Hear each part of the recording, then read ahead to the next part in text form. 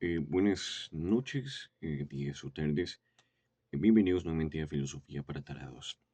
En esta ocasión, si no estoy mal, creo que ya es la tercera, cuarta, ya no me acuerdo, la verdad, hace rato que no hago esto.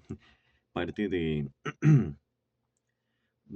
la verdad como promesa, que es la investigación que estoy realizando, aunque ha cambiado un poco, ya le he decidido como colocarla con otras para un proyecto más grande que me planteo en un futuro. Pero en fin, si me escuchan un poco ronco es porque me he enfermado un poco y así tengo un poco la voz cuando me enfermo. No puedo tenerlo un poquito. La voz que yo siempre tengo en los videos, que es un poquito más amena, siento que esta voz es un poco de, no sé, ¿qué voy a decir? Yo no lo descargo porque ya lo tengo. Y como CJ, no le di importancia. Bueno, en fin, algo así, una estupidez. Tengo yo la... es que quiero hacer mis expresiones, pero no puedo. Tengo la... Ya van a ver por qué hago así. Tengo la... la sospecha de que me enfermé por culpa de este libro. Lo saqué de la universidad. Se llama... Me aparto de él. Me aparto. No quiero leerlo, no quiero saber nada de él. En fin, es esto. De William Drake. Hay una versión, iba a decir subtitulada, ¿no? Traducida de este libro de la editorial Prometeo, la misma que pues, se encargó de la traducción de narración y de conocimiento de Arthur Danto, ¿no? Entonces digamos que pues voy a intentar comprarlo ese y devolver ese porque el polvo ya me está afectando. Para los que no lo sepan, normalmente esto ocurre con los libros y documentos ya muy viejos. Entonces, por ejemplo, a los historiadores, a mí no, porque pues yo no, casi no he hecho esas investigaciones, pero lo investiga al historiador que normalmente hace estudio de casos en archivos, en los anaqueles, demás. Tiene que usar un tapabocas para no enfermarse con las bacterias que tienen eso de la degradación, ¿no? De los documentos. O sea, hay un montón de cosas que, como hongos y cosas así. Entonces, este libro es muy viejo, probablemente nadie lo tocó en 1000 años, porque pues, es una materia que ya de por sí casi nadie estudia, y aparte, pues, está en inglés, entonces supongo que nadie lo pilló por eso. Entonces está intacto, pero pues capaz el polvo me afectó bastante. Sí, soy muy débil, la verdad. Yo siento que en cualquier momento me voy a morir, pero en fin. Bueno, retomando. Esta ocasión vamos a hablar sobre narrativismo. ¿Vale? En general se llama narrativismo y verdad. El realismo práctico como una antítesis del narrativismo. Bueno, en fin, ¿qué es el narrativismo en primer lugar? El narrativismo, al menos como se adapta en la filosofía de la historia, que es narrativista, o en palabras de Tosi se le conoce como la nueva filosofía de la historia, es una filosofía que se basa en un análisis hermenéutico de la narrativa y del historiador, ¿no? El mayor exponente de esa línea de filósofos e historiadores es este aquí. Voy a. Ahí lo saco. No mató a nadie, ¿cierto? No. Que es Meta Historia, ¿no? De Hayden White. Fue el primer libro de esta. Bueno, no el primero como tal. Belvedresi, por ejemplo, identifica unos cuantos otros. Unos cuantos otros. Hoy no sé qué me pasa. Estoy enfermo. Estoy como animal. Otros autores que pues también se habían encargado de esto. Danto no es un narrativista, aunque se le encasilla algunas veces ahí. No, porque Danto no le interesa hacer un análisis hermenéutico.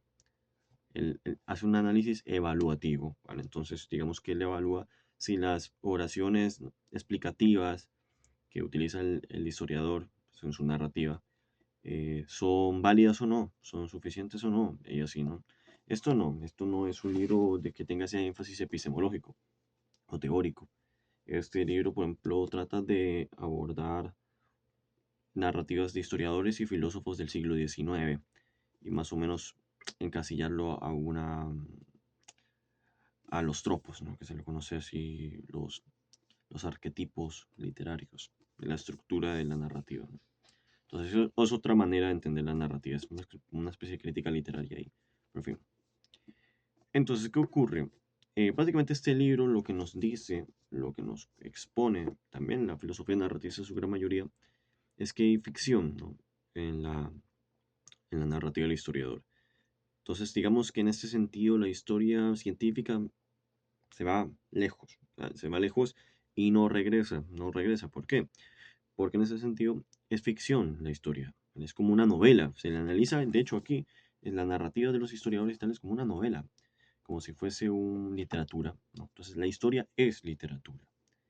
Se le considera normalmente a todo texto como parte de una literatura, pero ¿qué ocurre? Aquí se está analizando una narrativa con fines explicativos, como si fuese una novela, una cualquier obra, como por ejemplo una novela de Gabriel García Márquez o de Albert Camus y así. El problema aquí, y es lo que vamos a abordar, es principio que esto negaría un realismo. Negaría que las narrativas explicativas del historiador datan de una realidad que pues, tuvo lugar, existió, solo que se ha ido modificando con el tiempo, ¿no? Entonces sí, ese pasado es existente, ¿no? Aunque no podamos acceder a él directamente. Eso no significa que los vestigios no estén aquí. Eh, eso, ¿qué ocurre con el realismo? Bueno, lo del realismo es complejo. Veo mi sombra es bastante extraña, ¿no? Bueno, me distraigo. Lo que ocurre con la negación del realismo es que, bueno, si negas el realismo, pues estás negando la posibilidad de analizar una realidad objetiva, en este caso el pasado, a través de las huellas del pasado, como le dicen algunos historiadores, los vestigios y demás, ¿no? Las fuentes que pues tenemos para estudiar, identificar estas relaciones del pasado con el presente y así. Bueno, em, aquí he mencionado, por ejemplo, que Rosa del Bedresi, por ejemplo, refería a Danto como un filósofo que contenía cierta ortodoxia. A mí nunca me ha gustado esa expresión, la verdad, pero pues, ¿por qué? La ortodoxia para Belvedere es tratar de explicar eh, los... Tratar de explicar exactamente, yo diría que es eso, explicar, ¿no? En el sentido epistemológico, de evaluación. La evaluación, ya. La profesora Belvedere a mí se me hace aquí que, pues, bueno, no sé, patina, porque no veo el por qué decir que, claro, que Danto es ortodoxo, cuando realmente no lo es. O sea, pues, él dice que tiene influencias ortodoxas. Bueno, las influencias ortodoxas de Danto son simplemente una idea, o sea, una influencia que tiene de los filósofos analíticos, no necesariamente por eso tiene que ser ortodoxo, ¿vale? Así como no todos los marxistas son ortodoxos, no todos los filósofos analíticos son ortodoxos. Un filósofo analítico ortodoxo era Hempel, ¿no? Hempel sí era ortodoxo. Los principales referentes del Círculo de Viena, del neopositivismo o neoempirismo, como Rolf Carnap y así, eran, en cierto sentido, ortodoxos, ¿vale? Con esta idea de la ciencia, de la explicación por leyes y todo esto, en fin, el análisis lógico del lenguaje, bla, bla, bla. Danton, en cambio, pues, por ejemplo, no acepta muy bien o sea, el modelo hempeliano para la explicación del pasado. No termina de ceder ante él, pero no niega que pues tenga utilidad, ¿no? Solo que en este caso él ve, por ejemplo, que en vez de una explicación mediante leyes en la cobertura legal, el modelo de la cobertura legal, el historiador entiende son los cambios, no tanto una ley general que explique una premisa A que luego es B, ¿vale? Es que cambia. A él le interesa las relaciones de cambio, las inflexiones de cambio, pero no le interesa explicar esos cambios mediante una ley. Entonces, en ese aspecto difiere de ejemplo. Entonces, yo diría aquí que no, que decirle a Danto que tiene influencias ortodoxas, bueno, bueno, no diría yo que es la mejor expresión, pero pues ahí está. Bueno, aquí voy a leer un poco. El problema del narrativismo es que niega en su mayoría la posibilidad de un realismo. Si bien nos queda claro, tanto al lector como a mi persona, que el realismo que proponía el marxismo de Schaff u otros más rudimentarios como el de los marxistas soviéticos, Spirkin, Kedrov, sí, son en su efecto contraproducentes para entender el pasado, la relatividad narrativa de la negación del realismo puede llevarnos a muchos peligros que, a diferencia de las aventuras de las que nos habla Nietzsche, no nos llevarán a ninguna parte. Pero, si no aceptamos la visión epistemológica de Schaff ni otro tipo de realismo adaptado a nuestra disciplina, ¿qué podríamos hacer? El realismo práctico es una opción a la que quizá no se le ha dado demasiada atención. ¿Qué es el realismo práctico? Bueno, eso corresponde a un libro que no sé si está por aquí. Ah, ya está, ya lo traigo. Ya lo traigo porque a mí ustedes saben que a mí me gusta mostrar los libros. No mato a nadie. Creo que no. Bueno, traje más de un libro, pero pues por si a alguien le interesa cómo hacer vino, algún día hago un tutorial, ¿vale? Para decir que en efecto es cine. En fin, tengo toda la pinta, ¿no? De mamón, me falta el vino, sí. Y ya tengo como el libro de cómo hacerlos, así que pues, bueno, realmente no es de cómo hacerlos, es de cómo degustarlos. Ya mismo me consigo lo que me piden. Es bastante ficticio para una persona como yo. Ya mismo voy a la tienda de la esquina y me consigo la langosta. Pero en fin, acá está, es este libro de aquí. eh, Voy a buscar el fragmento, ¿vale? Eh, de donde las historiadoras, porque son 3 historiadoras, hablan del realismo práctico. Discúlpenme, tengo tosecita, la voz la tengo bastante jodida, pero en fin, ¿dónde está eso? Se me perdió. Acá está. Realismo práctico. En fin, voy a explicar el realismo práctico en un ejemplo, ¿vale? Un realismo epistemológico, como pues podría ser el marxista, incluso otros que se relacionan al neopositivismo, es, por ejemplo, decir que la esencia de los objetos se puede reflejar en nuestra conciencia y entendemos los objetos en su esencia pura, ¿no? Entonces, así es como que entendemos toda la realidad, ¿no? Pero realmente eso con el giro lingüístico cambia completamente y no, son convenciones. Las palabras son convenciones. Las palabras que datan de cosas, sobre cosas, son convenciones, ¿vale? Son un constructo. En ese sentido, sí hay que darle la razón a los constructivistas. En algo tienen que tener razón, ¿no? Es un constructo. ¿Qué pasa aquí? El hecho de que sea un constructo no significa que pues, la realidad en sí misma sea un constructo. O sea, es un constructo nosotros como la simbolizamos, ¿sí? Normal, ¿sí? Como le decimos realidad incluso a la realidad. Pero todos los términos que nosotros vemos y conceptos que enlazamos a experiencias, porque los conceptos se enlazan a experiencias, tienen un uso. Por eso es el realismo práctico, tienen un uso. Y es aproximarnos a la función, a la manifestación y entendimiento del objeto y de la realidad y así. Entonces las palabras nos acercan y nos ayudan a entender la realidad. No a saber exactamente su esencia, conocer su esencia, porque pues no, como dirían, lo real, pero sí nos ayuda a aproximarnos. No siempre estamos así, entiendo la realidad tal cual es, con todos sus detalles, no, pero siempre estamos un paso más cerca de entenderla mejor. ¿Vale? Eso es lo que propone el realismo práctico.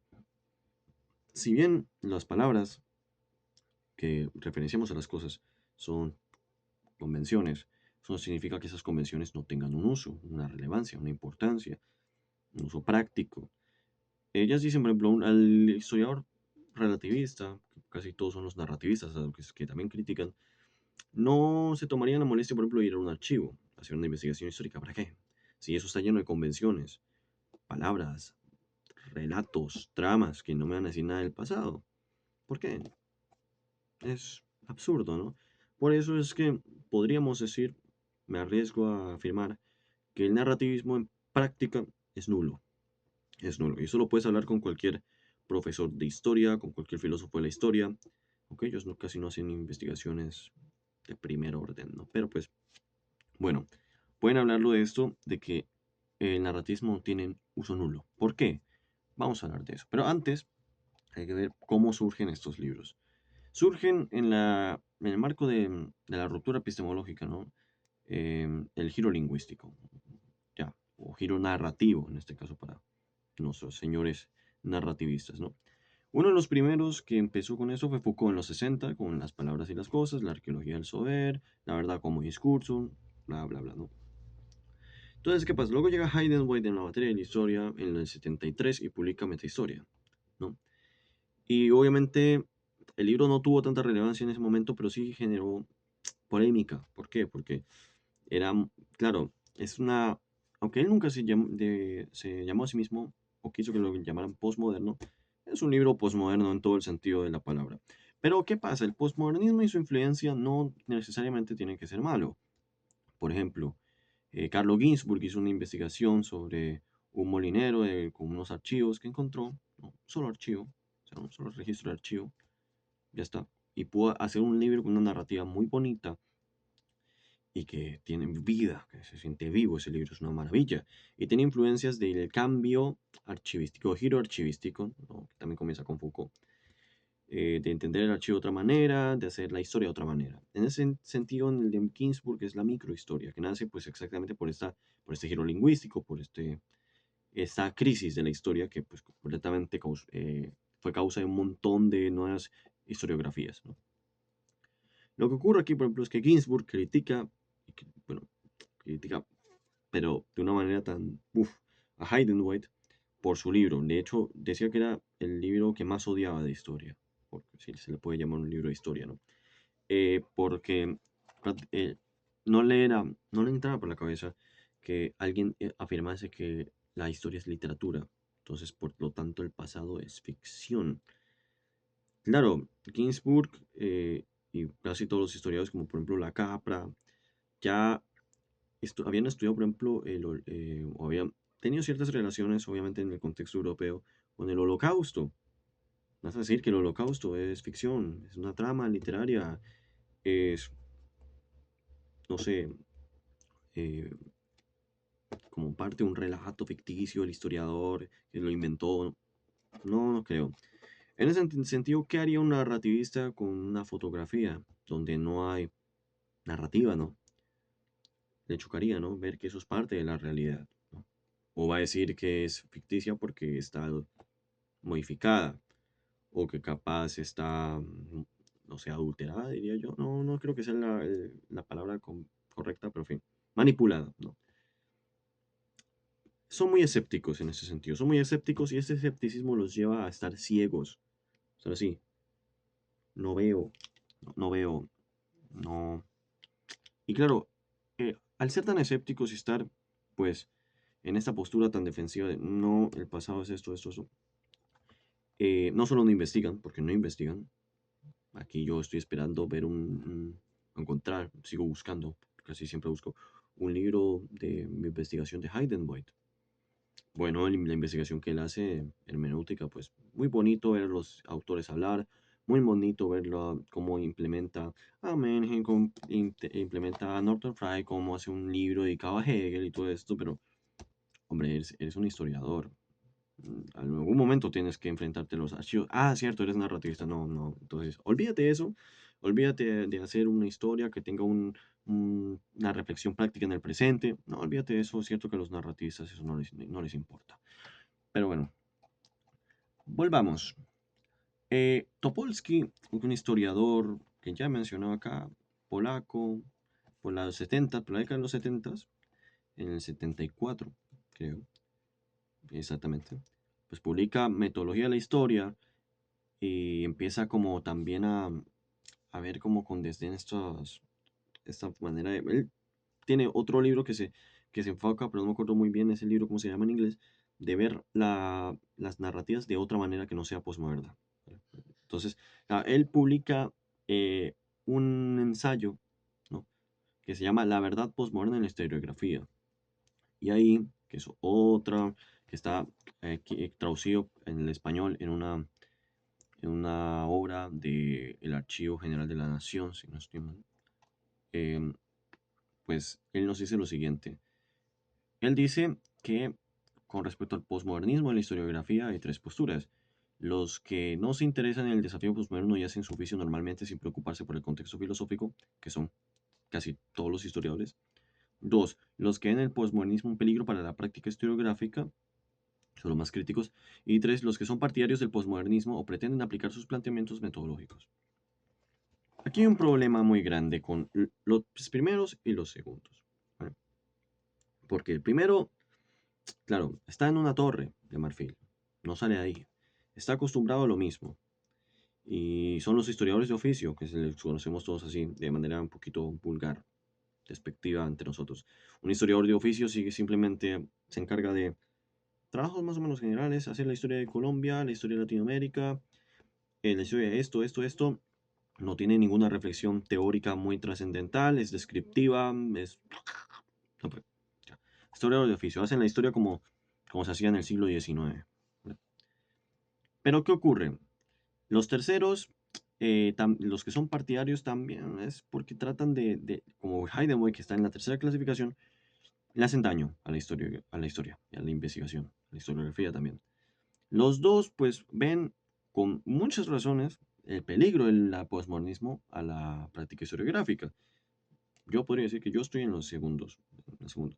No significa que todo sea peligro, que todo sea perjudicial para la disciplina, pero muchas cosas sí. Por ejemplo, el relativismo, el narrativismo, como esto, la narrativa propia del posmodernismo, del posmoderno, que es horrible. No sé, léanse un libro de Butler si quieren vomitarse, o léanse, no sé, a Heidegger.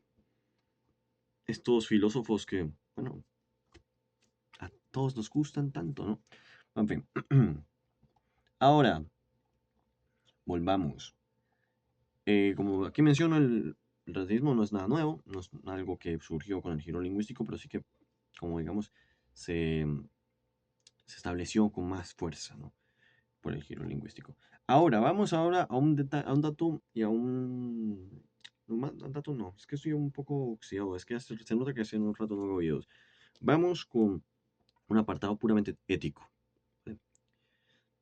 El narratismo no es ético. ¿Por qué? Voy a explicarlo de la siguiente manera. Digamos, si yo quiero hacer una investigación sobre el pasado de unas comunidades, es ético que yo los entienda como un relato ficticio. Que todo es... No, no, no, su propia historia es ficticia. No, no, no, no creo que yo sea tan, tan, no sé, y no iba a decir inhumano, pero pues tan, una palabra, no es que no quiero ser vulgar, ¿vale? Entonces, pues, para referirme a esta clase de personajes. Pero en fin, no voy a decir antipático más o menos, no sé. No, no voy a usar, ya, sabes que no me voy a meter aquí en conflictos. Pero en fin, no puede ser, voy a decir, no puede ser tan huevón. O sea, no puede ser tan, voy a decir una palabra, voy a decir una mala palabra. No puede ser tan hijo de puta. Ya está. Para ir con una comunidad y luego decir que esto es un relato ficticio, que su historia es ficticia, porque se enlaza a las tramas de los arquetipos y los tropos y una fumada, una fumada. Eso no es ético. No estás reivindicando a estos sujetos. No estás respetando ni siquiera su propia historia al decir que es ficticia, al decir que es parte de una narrativa ficticia, literaria, ¿no? Una novela. No, no, entonces el problema de aquí con lo ético. Primero es que el narrativismo solo es teórico, por eso no es práctico, porque en la práctica no es ético.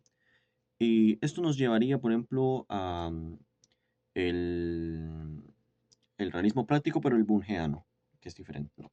Para Bunge, a la Casa de la Realidad, donde habla del realismo práctico, hay un principio de responsabilidad ética que tiene el investigador con su disciplina y con los sujetos y con todo. Este principio dice que no el deseo del investigador por obtener resultados que concuerden con sus teorías, paradigmas, lo que sea, no tiene que pasar, traspasar o vulnerar el principio de responsabilidad ética. Entonces, ¿qué pasa? Yo podría hacer un libro de narrativismo así, todo, y yo decir, bueno, pues puedo estudiar unas comunidades aquí, por ejemplo, unas comunidades indígenas, y quiero explicar, de acuerdo a mi teoría, que se adapte bien de tal forma que la historia de ellos es parte de una literatura, es una ficción, porque de acuerdo a Northrop Frye, los arquetipos, yo veo que aquí hay un arquetipo de comedia, sí, yo veo que aquí hay un arquetipo dramático, un arquetipo, bueno, en fin, ya, no, ya. Entonces yo llego y hago eso, porque me daría el estatus, no sé, de que soy todo un narrativista experto. La verdad, soy todo un narrativista experto, profesional, un ídolo en mi casa. El mejor, ¿no? El más brillante y lúcido del departamento de la facultad. Ya, llego yo y pum. pongo eso sobre la mesa. Pero ¿qué pasa? Les he vulnerado ese derecho que tienen de que su historia sea tomada en serio, ¿vale? De que su historia sea tomada en serio, no sea tomada como algo ficticio, algo que no es verdad, algo que no ha tenido lugar en una realidad, en un pasado objetivo que ha existido, ¿vale? Entonces, ¿qué pasa? Claro, mis deseos por, no sé, hacer un libro de historia que leerán, bueno, de historia, ¿no? Que leerán tres pseudo investigadores y van a decir, en efecto, me encanta cómo abordas la teoría de Northrop Frye al estudio de estos indígenas.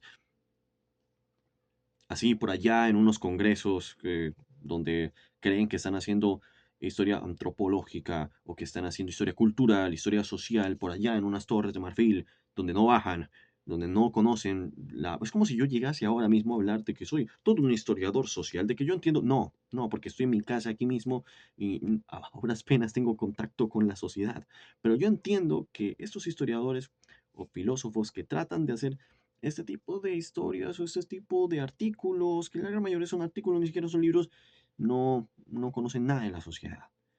Viven aislados en sus comunidades. Los narrativistas viven aislados en sus comunidades, de, en su nicho de literatos, pseudo investigadores, que creen que están cambiando la historiografía, ¿no? Con sus narrativas y sus cosas, ¿no? Y sus interpretaciones y sus modelos hermenéuticos, y wow, ¿no?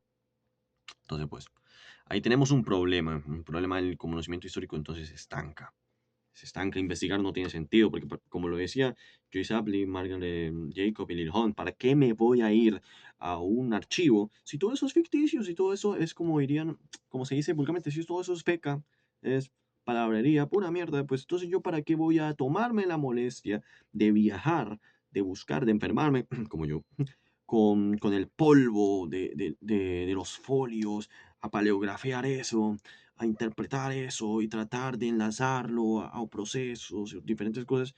Si todo eso es ficticio, para al final yo decir, y en efecto todo lo que yo he dicho y expuesto sobre estos datos es relativo a la interpretación mía y del presente lector. Nada es verdadero aquí. Has jugado con mi tiempo y has desperdiciado tu tiempo. Muchas gracias por hacer de esta disciplina una disciplina más seria, ¿no?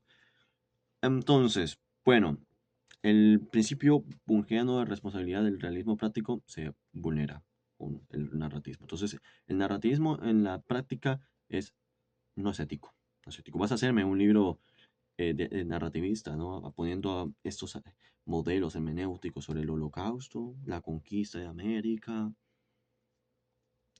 la Primera Guerra Mundial, la Segunda Guerra Mundial, o lo vas a hacer, por ejemplo, de aquí, de Colombia, ¿no? Entender la historia, por ejemplo, y la historiografía que surgió del, del narcotráfico, por ejemplo, todo esto es relativo, sí, es ficticio, sí, lo que dicen por ahí es ficticio. Ujú. Sí, sí. Ya mismo me pongo a hacer eso, la verdad. Entonces, es poco ético. Pero ¿qué pasa en la práctica? En la práctica también se cae. Y voy a decir por qué. Bueno, vamos por aquí. Dice, como he expuesto en el realismo, dice, este realismo no descarta que porque obviamente el realismo práctico es una posición intermedia que ya he visto entre el realismo ingenuo más o menos y un relativismo vulgar. Entonces, este realismo no descarta que las palabras y el lenguaje en sí mismos sean convenciones. Todos sabemos que ello es así. Ningún filósofo ha logrado probar que los significados residen en nuestra mente, que las palabras y significados no son convenciones, que podemos conocer la esencia pura de las cosas. Sin embargo, como resaltan las autoras, algunas palabras o convenciones, incluso si son construcciones sociales, llegan a lo que está afuera y proporcionan una descripción razonable, veraz de sus contenidos. El realismo práctico no se aleja de la ciencia, se alía a ella y ahí emprende la búsqueda de la reconstrucción del pasado a través de las huellas que podemos encontrar. Con esto están de acuerdo la mayoría de filósofos e historiadores lúcidos que han existido, como Riquet y Bloch, Marc Bloch, ¿no? Los realistas prácticos optan por esta posición porque son sensatos y modestos. No se comprometen de manera ingenua con la ciencia, es decir, no tratan de obligar a la historia a ser una ciencia que no es, pero tampoco dejan de lado la principal labor de un historiador, el mayor goce que ésta tiene, la investigación sobre un pasado que existió, pero que ya no existe. Bueno, ahora sigo.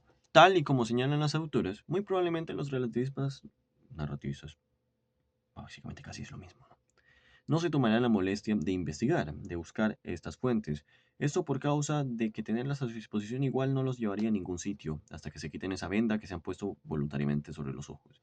Si bien no hay un algoritmo o forma única de dar con la verdad, así como no hay un algoritmo racional de la selección de teorías y paradigmas, la verdad puede conseguirse de muchas formas y también puede variar. No existe algo como una verdad universal y absoluta, ni siquiera el tiempo puede ser entendido así. Einstein refutó a Newton, demostrando que el tiempo es relativo, y el historiador, si conoce más o menos los debates alrededor de esa noción del tiempo, entenderá esto. El tiempo no es lineal, tampoco es absoluto. Los realistas prácticos entienden que no pueden acceder al pasado, que nuestra simbolización del mundo es una convención lingüística, pero no niegan el hecho de que la exterioridad existe. Las palabras nos ayudan a acercarnos al entendimiento de esta exterioridad, nos aproximamos al verdadero conocimiento de algo. Nuestra significación nos ayuda al momento, eh, nos ayuda al momento de entender el funcionamiento de la realidad. Quizá estos nos traten de entender el mundo como un reflejo puro y dirigido a la conciencia del sujeto, donde entendemos la esencia pura de los objetos. Tal vez no se jacten de tener verdades completamente exactas sobre el pasado, infalibles. Muy probablemente estos no cometan los errores de muchos positivistas. No obstante, tampoco cometen los errores de los relativistas. El realista práctico sigue siendo un historiador entusiasmado por conocer un pasado que existió, que puede reconstruir a partir de las fuentes que encontramos, las fotografías, las cartas, los manuscritos, las cintas de video, los anaqueles, todo eso a partir de una evidencia, un vestigio de un pasado que sí tuvo lugar en nuestra realidad y que no es una ficción o relatividad. En resumidas cuentas, ¿no?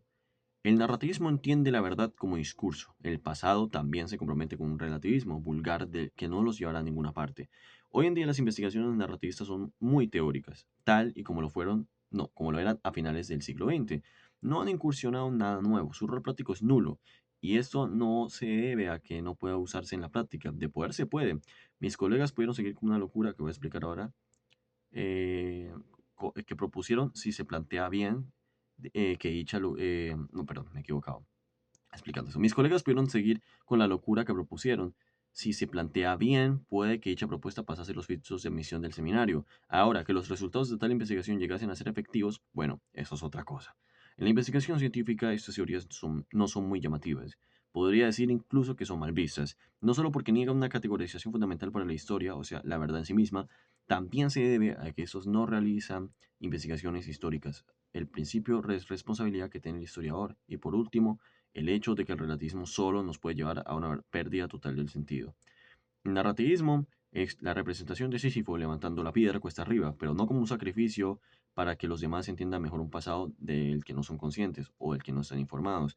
Es más, podemos incluso decir que logran lo contrario, desinformar y distorsionar el pasado para los demás. La levantan por elección, sí. Levantar tal roca es un castigo, dicho castigo es elegido a voluntad propia. ¿A qué locura me refiero yo de mis colegas? Que, bueno, voy a explicarlo aquí. Eso tiene que estar por aquí. Bueno. Dice, en una ocasión pude apreciar cómo, en un seminario de investigación, la primera idea de tesis de unos colegas fue adaptar la teoría de Hayden-White sobre las tramas narrativas a la esclavitud en la colonia. Esto suena como una locura total, lo cual fue aquello que pensó el auditorio entero. Tal locura requiere de una reflexión. Supongamos, hipotéticamente, que en dicho trabajo se hubiese continuado. Las crónicas, relatos y fuentes que se pueden obtener de una investigación minuciosa de este periodo deben analizarse a partir de las tramas literarias, de estos arquetipos que nos permiten identificar ciertos tropos.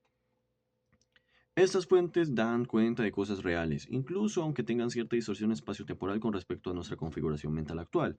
Las relaciones temporales determinan la condición enunciativa de los sujetos, por lo que no se puede confundir lo real con lo verdadero.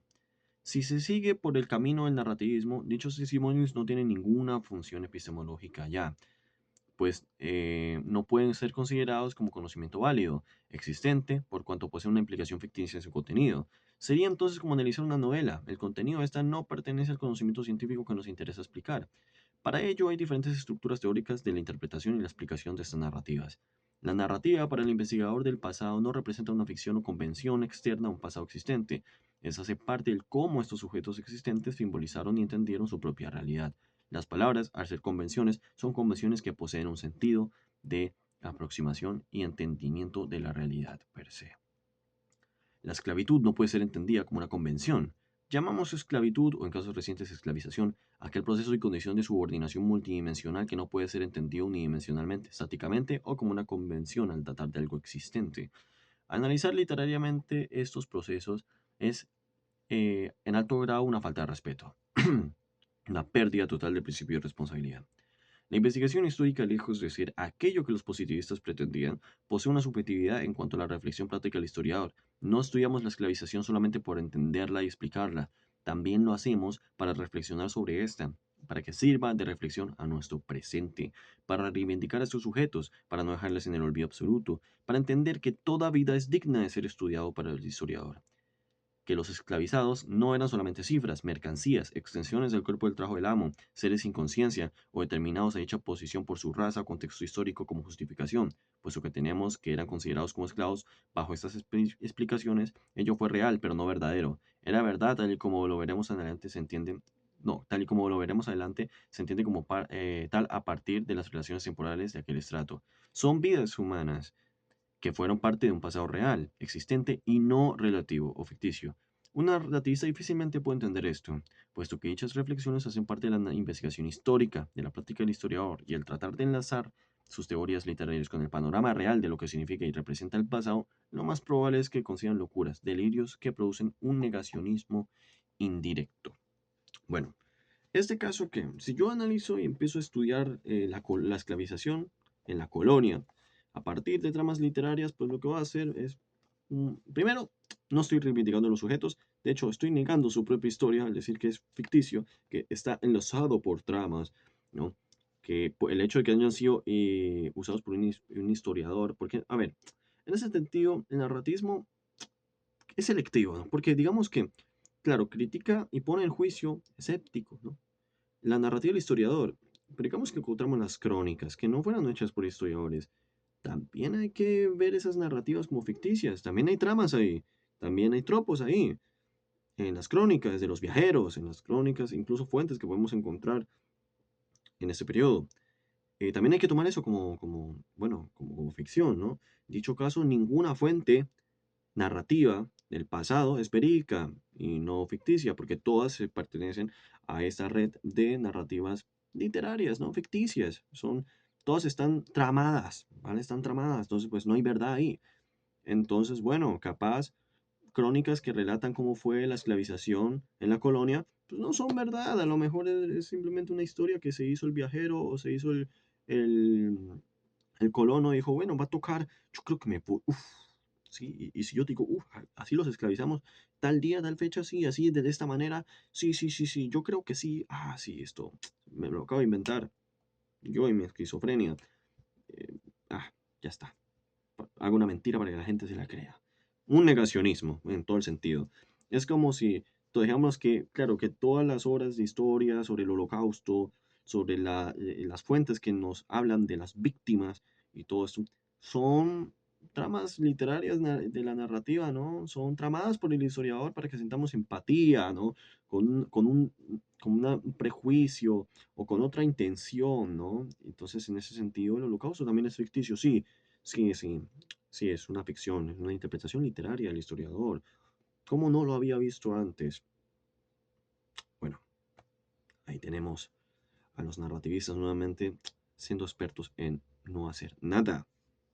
El arte de no hacer nada, los narrativistas.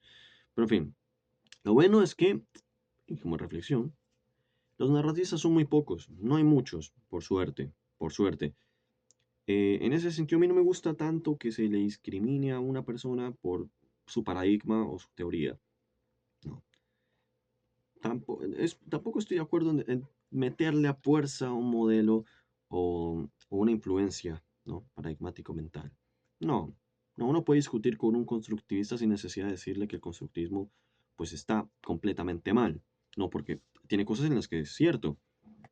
Como el relativismo también, no es falso en todo el sentido.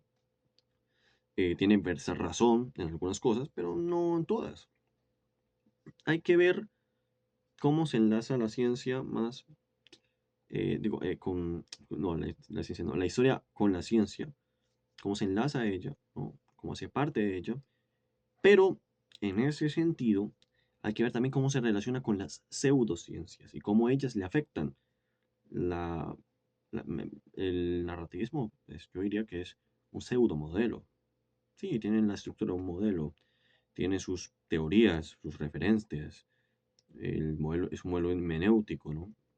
Pero a fin de cuentas, como no explica nada, porque no lo hace, porque no tiene fines explicativos, entonces como modelo fracasa, ¿vale? Fracasa completamente. Si un modelo no se puede adaptar bien en la práctica de investigación, es, es deficiente, por lo cual es un pseudo modelo. No llega a ser un modelo como tal, porque no logra mostrar eficacia en la práctica que le corresponde, por ejemplo, en este caso al historiador. Estudiar el pasado. Digo, digo, si tanto querías analizar tramas, te hubieses puesto a estudiar literatura, hermano. Te equivocaste de carrera. Heidemann se equivocó de carrera, yo creo. Yo creo que, no sé, con Terry Eagleton le hubiese ido bien, de estos críticos literarios y todo esto. Le hubiese ido bien, yo creo que sí, pero el problema, hermano, es que ahí tienes el título de historiador. Y los historiadores, no como un profesor mío, que me cae muy bien, muchacho, pero me dijo un día que los historiadores creen que tienen responsabilidad, pero ellos no tienen ninguna responsabilidad con nada, no, no. No, y el investigador tampoco tiene ninguna responsabilidad con los demás, no, no, no. No, o sea que me lo inventé yo, me lo inventé yo, no tenemos no tenemos ética. Es más, ¿cómo puede el historiador, no, pensar en que siquiera tiene la relevancia suficiente para tener que llevar a cabo un principio ético, ¿no? El historiador se cree muy importante. Sí, no es como si las historias que se hacen con una visión distorsionada, con prejuicios, no influyeran en la población, ¿no? No, como todos en Colombia, aún muchas personas siguen pensando que algo tan complejo como la independización fue causa de un florerito, que realmente pues es una explicación que se, se divaga, se divulga, ¿no? Se divulga, perdón, es la palabra, se divulga, todo el mundo lo cree, y claro, y puede llegar un narrativista a decirte, el pasado es tramado en su narrativa por los historiadores, por lo cual es ficticio. Y hay gente incauta que va a llegar y va a decir, tiene sentido para mí, me lo estás vendiendo muy bien. Y van a reproducir eso y al final la historia se estanca, no llega a ninguna parte. Esos modelos le hacen daño a la historiografía. Por eso es que no se usan y se les ven como... Yo sé que está feo decirle a un narrativista, hey, tu teoría pues, es una puta mierda, así que pues no puedes participar en el congreso de investigación. Pero es lo que se tiene que hacer. Para mí es lo que se tiene que hacer. ¿Por qué? ¿Cómo vas a llegar con, no sé, con así? Así con esta cara de mamón, así. El congreso de investigación histórica o los seminarios, sí. ¿Qué investigación vas a hacer, hermano? ¿Vas a hacer una reflexión filosófica, puramente descriptiva? ¿Vas a hablar de autores, un nicho de literatos ahí, de sus obras, y vas a inventarte lo que se te da la gana? No, de que Ranke tenía una narrativa que era cómica. Sí, porque de acuerdo a Northrop Frye y esos arquetipos que se usan curiosamente para analizar obras literarias, pues sí, mira que encaja aquí, para nada, es simplemente una fumada que me pegué aquí porque quiero ser diferente al resto de historiadores y destacar y al final volverse el historiador más odiado de la academia. Hay muchos que lo aman, hay muchos que lo odian. En ese sentido, pues a mí el hombre me da igual, ¿no? Obviamente no tengo nada contra él, contra Heidenboy, pero sí contra su filosofía. Ese es el problema. Su filosofía a mí se me hace nefasta, se me hace muy ridícula, carente de sentido, carente de uso, carente de relevancia. Se me hace una perogrullada absoluta. O sea, sí. ¿Por qué? Porque él trata de decir algo que, bueno, no podría ser, decir, es súper obvio, ¿no? Que sí, que el historiador tiene influencias ajenas en su narrativa. Y sí, mira, no, uff, sí, sí, descubriste el fuego, hermano, la verdad. Sí, no es como, sí, los prejuicios existen, sí, em, la interpelación con respecto a nuestro espacio y cómo esto, y cómo nuestras creencias y todo influyen en nuestra narrativa, sí existe, hermano. Sí, yo nunca me había dado cuenta, eres un genio por haberte dado cuenta de esto. Sí, en pleno giro lingüístico, donde gente pues ya ha cuestionado esto y llegaste tarde. Llegaste a hacer lo mismo, pero en la historiografía creyendo que vas a hacer, no sé, em, a ver, el próximo Mark Bloch, un historiador así súper relevante, y quedó junto a otros historiadores por ahí que uno ve pues, en una esquina, junto a los historiadores que no tocamos con un palo o que tratamos de evitar tocar, a esos capítulos borrosos, turbulentos de la historiografía, que por suerte, espero, ya no se están repitiendo y espero que no se vuelvan a repetir. Esta gente, estos habladores, pues son peligrosos.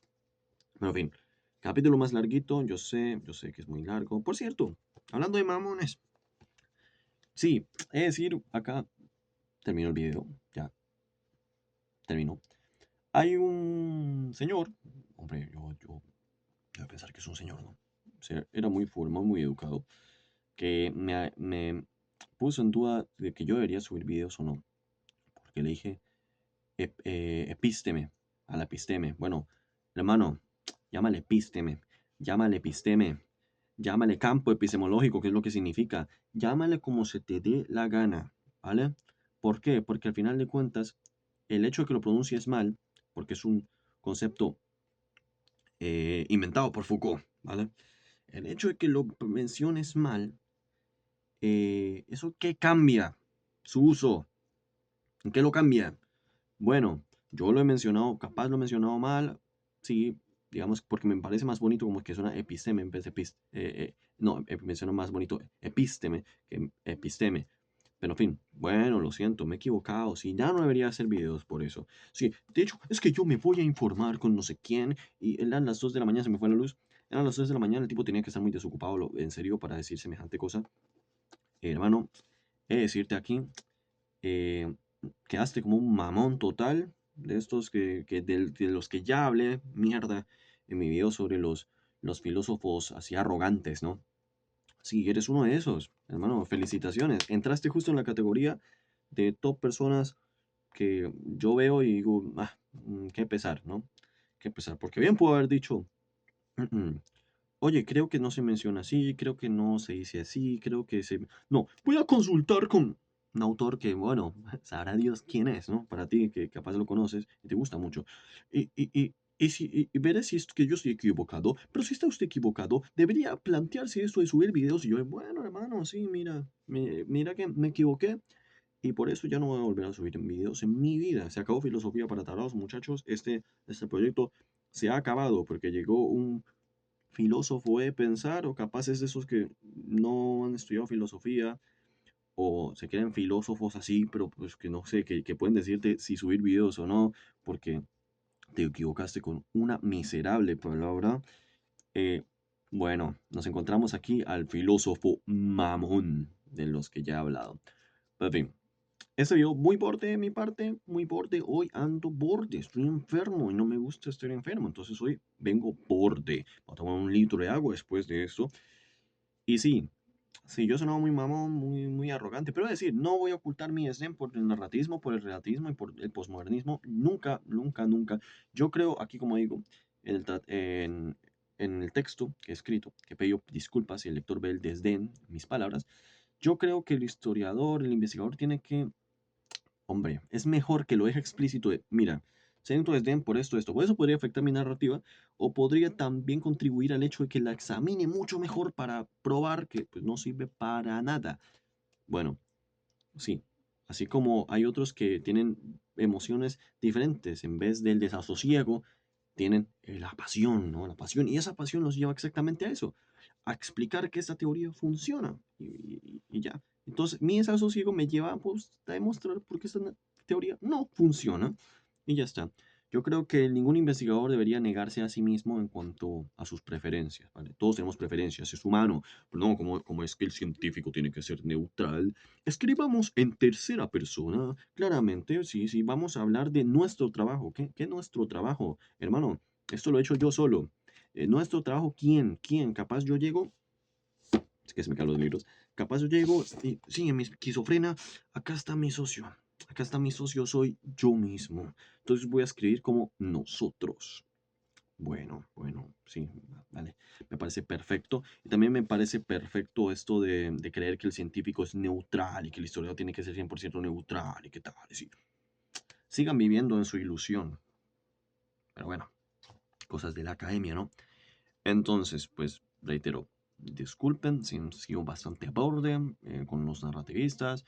Traté de no hacerlo, pero pues imposible para mi persona, lo siento. Yo soy una máquina de veneno y esa vez no fui tan venenoso como en otros videos. Trato de no ser tan venenoso, pero pues, hombre, ustedes saben que yo soy muy sarcástico, tengo cierta ironía en el momento de hablar y tengo una manera de expresarme, entonces, pues, los que ya están aquí y me llevan viendo tiempo, pues ya saben cómo soy yo, cómo es este galanazo, cómo es este guapo de aquí, ya me conocen, ya hasta me aman, yo sé que ya soy parte de sus vidas, de algunos que capaz comen mientras me ven. En este caso, pues provecho, sí, disfruta tu desayuno, cena, merienda, lo que sea, en fin, almuerzo, no sé. Ahora, nos vemos, hablamos. En el próximo capítulo hablaremos sobre qué era. Ah, la verdad como promesa, que es un apartado que he llamado así, ¿no? Y gracias para las personas que votaron. Miren que sí, bueno, 5 voticos, sí, muy pocos, pero votaron, sí. Ganó la democracia, ¿eh? Ganó democracia, sí. Increíble, ¿no? Votaron pues por este video, ¿no? Y, y ya. Y el que votó, me hace gracia, el que votó para otro video, no leyó, no puso. Claro, es que claro, me coloca otro. Yo recomendé, por ejemplo, que si votaban que no, que otro video, pues me dijeran cuál. En este caso, si vuelvo a hacer eso, por favor, pónganlo, porque les juro que al final no me decido de qué hacer. Entonces, bueno, video muy largo, yo sé. Capaz al muchacho que me dijo que los videos están quedando muy largos no le guste, pero pues, hombre, es mi trabajo, no es una explicación que yo le esté dando de un tema en específico a alguien. Es mi trabajo, es la exposición de mi trabajo, de lo que yo hago. Así que pues, me puedo tomar yo aquí 2 horas si es necesario. Pero en fin, ya, ya me voy a tomar agua. Tengan una bonita noche, día, tarde, lo que sea. Y ahí nos vemos, como siempre.